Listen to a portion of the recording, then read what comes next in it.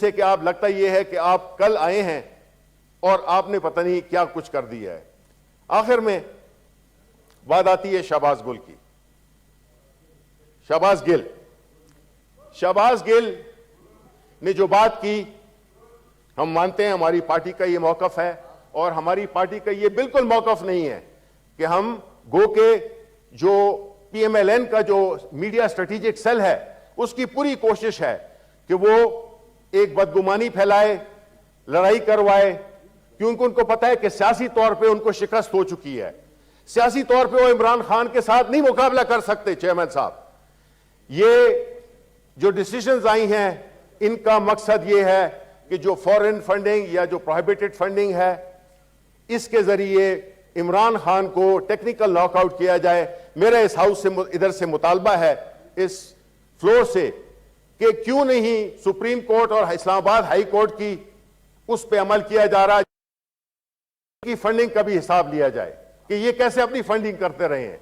पाकिस्तान तहरीक इंसाफ ने तो 40,000 अकाउंट्स दिए, ये क्यों मुबर्रा है ऐसे उससे? ये कानून से हमेशा मुबर्रा है और इन्होंने अपने आप को रखा है। और शहबाज गिल जिसने कि जो बातें की हैं वो पार्टी का मौकफ बिल्कुल नहीं है। हमारी पार्टी ने हमेशा अफवाज पाकिस्तान को इज्जत दी है और एक स्ट्रांग फौज की हमने हमेशा हिमायत की है। जो बातें गलत की हैं बिल्कुल उसका जो भी कानून इजाजत देता है उसके मुताबिक उस पर तशद्दुद नहीं होना चाहिए, उसको पूरी तरह से एक कानून, और अगर आपने तशद्दुद के जरिए उससे कुछ उगलवाना है तो वो तो मुझ पे भी तशद्दुद कर ले, मैं कहूंगा लियाकत अली खान का मर्डर मैंने किया था, हां किया था। यानी आप अगर कोई किसी एक पॉलिटिकल लीडर को निशाने पे रखा हुआ है फॉरेन कंस्पिरेसी की वजह से, बाहर के मुल्कों को कोई ऐसा लीडर पसंद नहीं आएगा जो कि ला इलाहा इल्लल्लाह की बात करे। वो लोग सिर्फ यही चाहते हैं कि सियासी तौर पे चूंकि हम इमरान खान को शिकस्त नहीं दे सकते इसलिए उनको रास्ते से हटाया जाए। हम उसकी पूरी मजम्मत करते हैं और हम ये भी कहते हैं कि देखें बस अब वो जस्ट 60 सेकेंड, हम ये भी कहते हैं कि जो बातें मेरे इधर कॉलीग्स ने भी बातें की, चौधरी साहब ने भी की, कि इससे बड़ी सख्त बातें हमारे डिफेंस मिनिस्टर, यानी आयरनी देखें उनकी, आप वो तकरीर सुने और फिर उनका ये defence minister, this is like adding insult to the injury.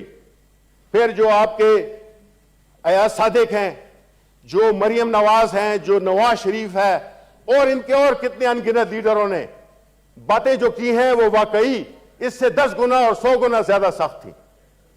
अगर उनको वक्त पे रोका जाता और उनको कटहरे में खड़ा किया जाता, वो तो रिकॉर्ड पे हैं, ये तो नहीं है कि सुनी सुनाई बात है, वो रिकॉर्ड पे हैं, उसके खिलाफ उनके खिलाफ एक्शन होना चाहिए ताकि ये नजर आए कि ये किसी खास पार्टी और ये किसी खास लोगों के खिलाफ नहीं है बल्कि ये इंसाफ के तकाजों के लिए है।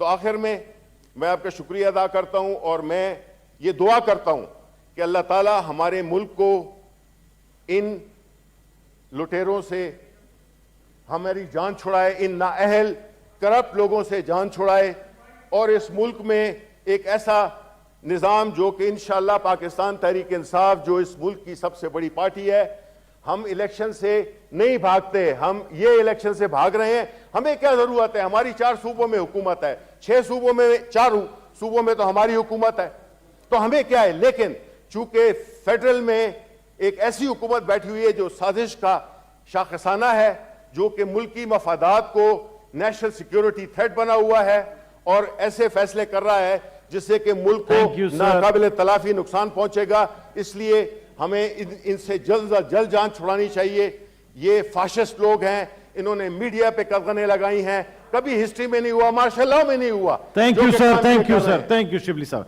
ऑनरेबल